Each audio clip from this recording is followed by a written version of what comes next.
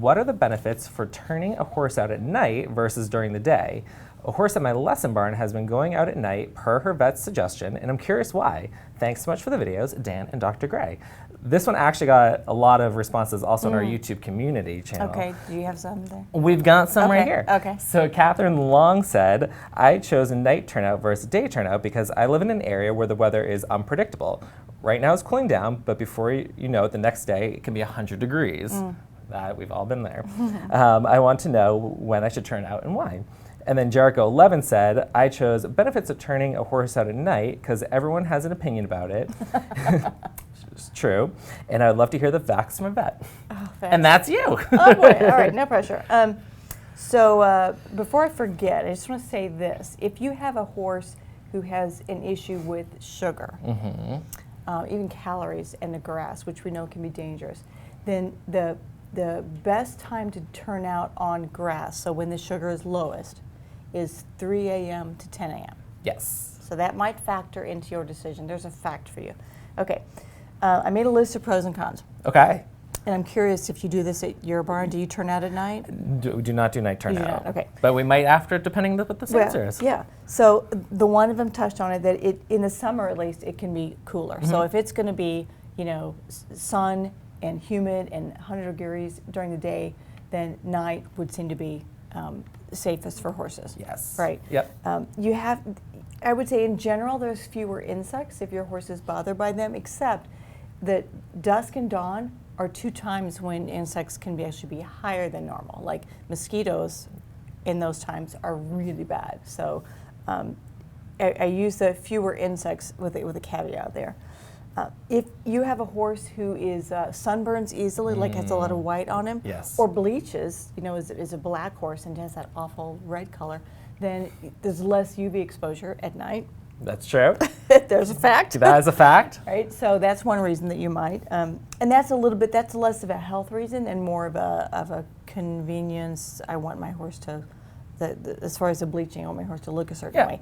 This next one is a little bit of a convenience too. If you think about it, if you turn out at night and then the horses are in during the day, can be in a stall, can be in a dry lot or paddock, then it's more convenient for you when you go out to ride. Oh, that's a good They're point. already brought up. So yeah, he's already had his time to play and he'd be outside and now he's ready for work.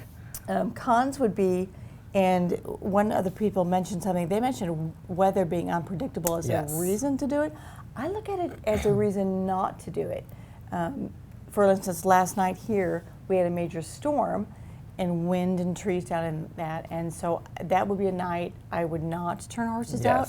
Because if you think about it, when they're turned out at night, there's no one to supervise. Now granted, during the day, you've not got someone watching the entire herd, all the horses all the time. However, it's daylight, and you can see if there's a board down, if there's a loose horse, if there's a down horse, you can see it. At night, you can't see, and there's hours and hours where there's no one physically maybe at the barn. Well, let's just say during the day, at least someone might be on the property. And someone's on the property. So you have that to consider, and that's a big con, is it could be a long time from an injury until it's recognized and then treated. That is one reason I haven't done it, because I'm very paranoid about things like that. So I like to be in the area. But to your point, there are a lot of, for some horses, a lot of health benefits potentially. There are.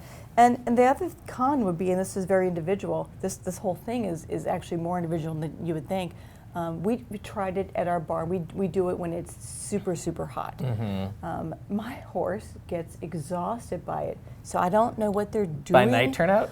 Yeah, about 3 nights of it, and he's like, no thanks. He wants to stay in. He goes, they can go out. I just need to be in my stall and sleep. He's not a night owl. He's not about that nightlife. So he's exhausted. He's unrideable. He can't put one foot in front of the other. I mean, he can't stand up. So I don't know what is going on, but you got to put a little camera out there to see what Newman's doing at night. We do have a camera, but you can't see. Right. So anyway, some tips I would just want to pass along is, don't do this with a new horse. So if you have different herd dynamics, then just wait till things settle down, because the last thing you need is for horses to be running around and somebody gets in a corner and all that. Make sure your fences are sturdy and visible. So that might mean putting some reflective tape or that really bright orange plastic surveyor's tape. Okay, yeah. Do you know what I mean? yeah. Okay.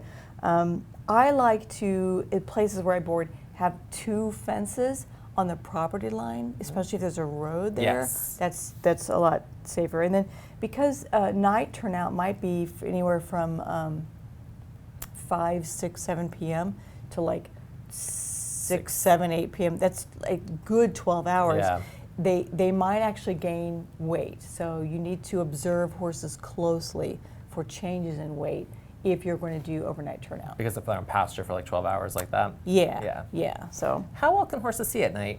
pretty good, Okay. pretty good. There was a study, I forget where it was, but they had a white wall and they had a circle and a square, 2 obvious shapes. And they taught horses the difference in the 2 shapes. And then they would cue them, touch the circle, touch the square. So they trained them, right? And then they kept diminishing the light. And then they would say, touch the square. And it was almost pitch black before the horse was like, I can't see anymore to touch the one that you asked me to touch. That is so cool. Right. Stories like that also make me feel really bad about my training, where apparently I maybe let my horse get away with too much. Yeah.